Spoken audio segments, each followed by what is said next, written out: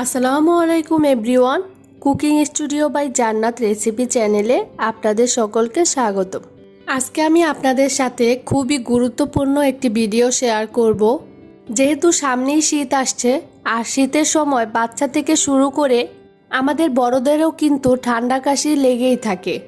সেজন্য আমরা যদি ঘরে থাকা কয়েকটা উপকরণ সঠিক নিয়মে ব্যবহার করে একটা পানীয় তৈরি করে খেতে পারি, তাহলে কিন্তু খুব সহজে ঠান্ডা কাশি থেকে মুক্তি পেতে পারি।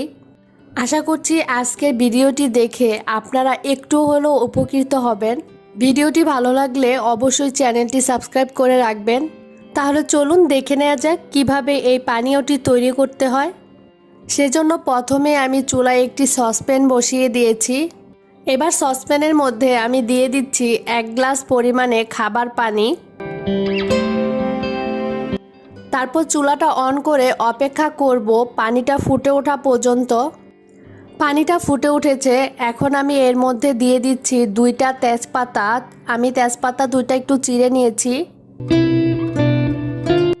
দিয়ে দিচ্ছি 3 টুকরো দারচিনি। দিয়ে দিচ্ছি 4টা এলাচ। এলাচ 4টা আমি একটু ফাটিয়ে দিয়েছি। দিয়ে দিচ্ছি 4টা লং। আমি এখানে যেই মশলাগুলো ব্যবহার করেছি সবগুলো মশলা কিন্তু ভালোভাবে ধুয়ে নিয়েছি। আর দিয়ে দিচ্ছি সামান্য পরিমাণে লবণ। এবার আমি চুলার আঁচটা মিডিয়ামে করে জাল করে নিব 10 থেকে 12 মিনিটের জন্য। একটু সময় নিয়ে জাল করে নিতে হবে।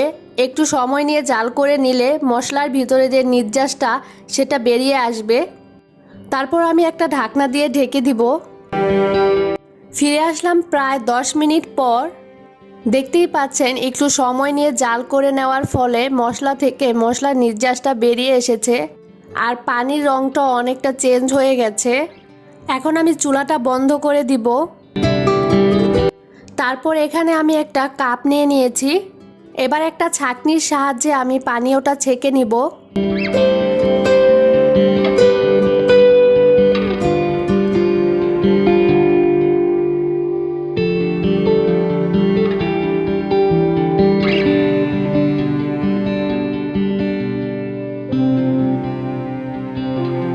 পানীয়টা ছেঁকে নেওয়ার পর আমি এর মধ্যে অ্যাড করে দিচ্ছি 1 চা চামচ পরিমাণে মধু।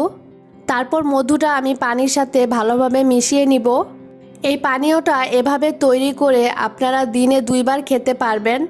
2 বছর বয়স বাচ্চা থেকে শুরু করে সব বয়সের সবাই কিন্তু খেতে পারবেন এই পানীয়টা।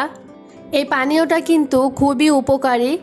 আপনারা যখন বাড়িতে তৈরি করে খাবেন তখন কিন্তু আপনারা নিজেরাই বুঝতে পারবেন এই পানীয়টা কতটা উপকারী। আশা করছি আমার আজকের এই ভিডিওটিও আপনাদের সকলের কাছে ভালো লেগেছে।